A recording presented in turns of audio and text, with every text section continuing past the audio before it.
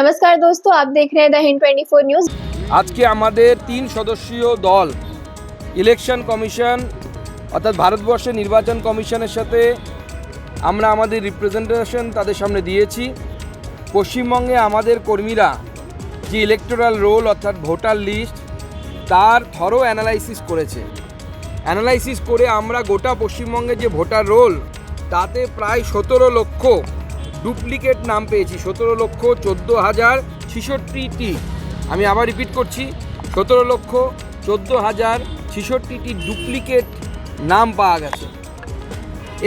এই যে নামগুলো অর্থাৎ যাদেরকে আমরা ডুপ্লিকেট নাম বলছি, মানে একই জিনিস দুবার পাওয়া গেছে, তাকে দুই ভাগে ভাগ করেছি আমরা। টাইপ এ যাদের এপিক নাম্বার সেম, এরকম নাম পাওয়া গেছে হচ্ছে 32,886, অর্থাৎ 32,000 নাম, 886 নাম, মানে প্রায় 33,000 নাম আমাদের ভোটার লিস্টে আছে, যাদের নাম দু জায়গায় আছে ভোটার লিস্টে, যাদের এপিক নাম্বার 1। অতএব বোঝা যাচ্ছে তৃণমূল কংগ্রেস জেতার জন্য এই ধরনের ফন্দি এঁটেছে। পরবর্তী সময় নির্বাচন কমিশন যখন সিদ্ধান্ত নেয় যে একই বিধানসভার মধ্যে একই এপিক নাম্বার, একই ফটোওয়ালা ব্যক্তি যদি একাধিক থাকে, তাহলে সেই নামগুলোকে বাদ দিয়ে দেওয়া হবে। তারপরের সংখ্যা বলছি কিন্তু এটা, অর্থাৎ একটি অ্যাসেম্বলির বাইরে অন্য অ্যাসেম্বলিতেও নাম রেখেছে।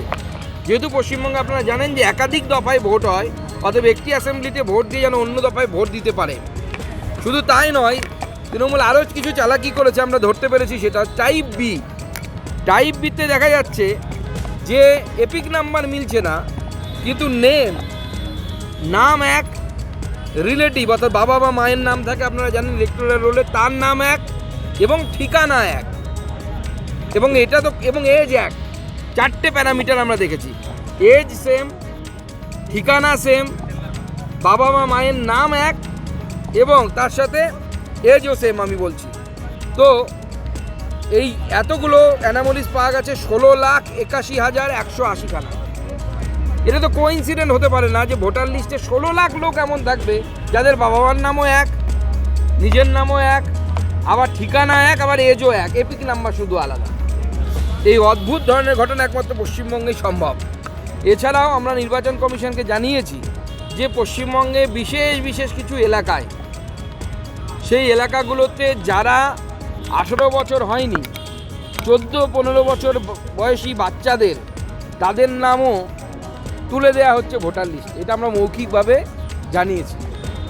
আপনারা জানেন যে ডেড ভোটার যদি হয়, তাদের জন্য নিয়ম হচ্ছে যে আপনি যদি তার নাম কাটাতে চান, তাহলে আপনাকে ডেথ সার্টিফিকেট দিতে হবে। এবার একজন কোনো পলিটিক্যাল ওয়ার্কারের পক্ষে ऐसे ही तमाम खबरों के लिए जुड़े रहिए द हिंद 24 न्यूज के साथ।